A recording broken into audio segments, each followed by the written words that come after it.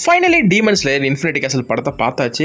Best theatre experience சொல்லுவேன். படத்தை நீங்க பாத்துட்டீங்களா? கமெண்ட்ல சொல்லுங்க. ஓகே, படம் எப்படி இருக்குன்னு ரிவ்யூ பார்த்துருவோம். சீசன் 4 ஃபினால்ல இருந்து படம் கண்டினியூ ஆகுது. மொத்த டீமன் ஸ்லேயர்ஸுமே இன்ஃபினிட்டி கேசலுக்குள்ள இழுக்கப்படுற சமயத்துல அவங்க எல்லாமே இன்ஃபினிட்டி கேசலுக்குள்ள போய் Muzan and upper moon demons and அல்லுஸ் எல்லாம் அழிச்சு இவங்க சர்வே ஆனாங்கன்றதான் படத்தோட கதை. அனிமே ஃபேன்ஸுக்கும் டீமன் ஸ்லேயர் ஃபேன்ஸுக்கும் கண்டிப்பா ஒரு விருந்து வச்சிருக்காங்க. நம்ம ஆடியன்ஸோட இந்த படத்தை தேட்டரில் பார்க்கும்போது நம்ம வைபவம் மேசிவ் ரெஸ்பான்ஸ் இருந்துச்சு.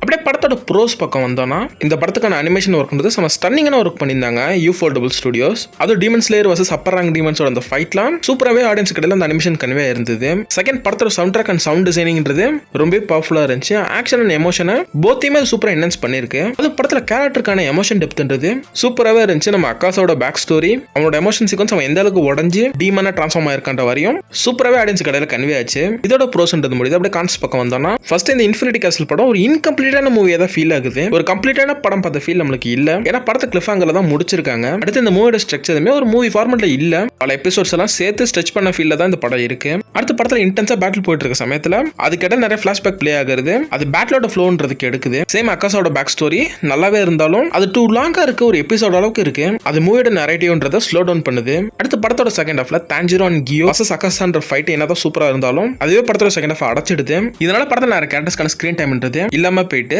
ஜெனிட்ஸுக்கு கூட சின்னதா ஒரு தரமான ஆக்ஷன் சீக்வன்ஸ் வச்சிருந்தாங்க. ஆனா இன்னொஸ்கவே டீல்ல விட்டாங்க.